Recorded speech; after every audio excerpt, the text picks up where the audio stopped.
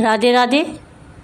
आज हम इंदिरा एकादशी के बारे में जानेंगे और उसके महत्व के बारे में जानेंगे और उसकी कथा क्या है वो भी सुनेंगे।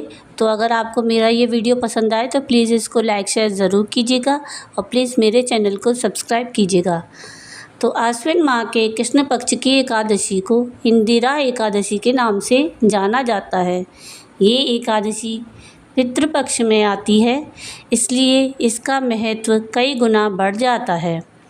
मान्यताओं के अनुसार इस दिन भगवान विष्णु और माता पार्वती की पूजा की जाती है। इस दिन भगवान विष्णु की विधि विधान पूजा करने और व्रत रखने से पितरों की आत्मा को शांति मिलती है और उनकी विशेष कृपा प्राप्त होती है। इसके अलावा अगर इस दिन पूर्वजों के नाम से दान किया जाए तो उन्हें वैकुंठ धाम की प्राप्ति होती है।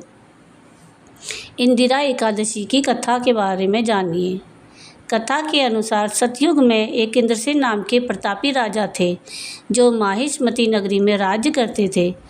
उन्हें पुत्र पौत्र धन्य धान आदि सभी सुख प्राप्त थे। एक दिन नारद मुनि राजा इंद्रसेन की सभा में उनके मृत पिता का संदेश लेकर पहुँचे। नारद जी ने राजा इंद्रसेन को बताया कि कुछ दिन पहले उनकी भेंट यमलोक में उनके पिताश्री से हुई। राजा के पिता ने नारद जी को बताया कि उनके जीवन काल में एकादशी का व्रत भंग हो गया था, जिस कारण उन्हें अभी तक मुक्ति प्राप्त नहीं हुई है और वे अभी भी यमलोक में ही हैं।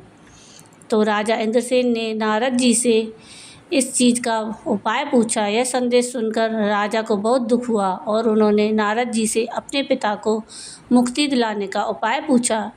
तो इस पर नारद जी ने उत्तर दिया कि अगर वे आश्विन माह में पड़ने वाली इंदिरा एकादशी का व्रत करेंगे तो इससे निश्चित ही उनके पिता को सभी प्रकार के दोषों से मुक्ति मिलेगी, साथ ही वैकुंठ की भी प्राप्ति होगी। राजा ने ऐसा ही किया और नारद जी से इस व्रत की विधि पूछी। इसके बाद इंदिरा एकादशी के दिन राजा इंद्रसेन ने व्रत का संकल्प लेकर भगवान विष्णु की पूजा की। साथ ही राजा ने पितरों का श्राद्ध किया, ब्राह्मणों को भोजन कराया और दान पुण्य भी किया, जिसके परिणाम स्वरूप राजा के पिता को मोक्ष की प्राप्ति हुई। इतना ही नहीं, राजा इंद्रसेन को भी मृत्यु के बाद वैकुंठ धाम की प्राप्ति हुई। राधे राधे।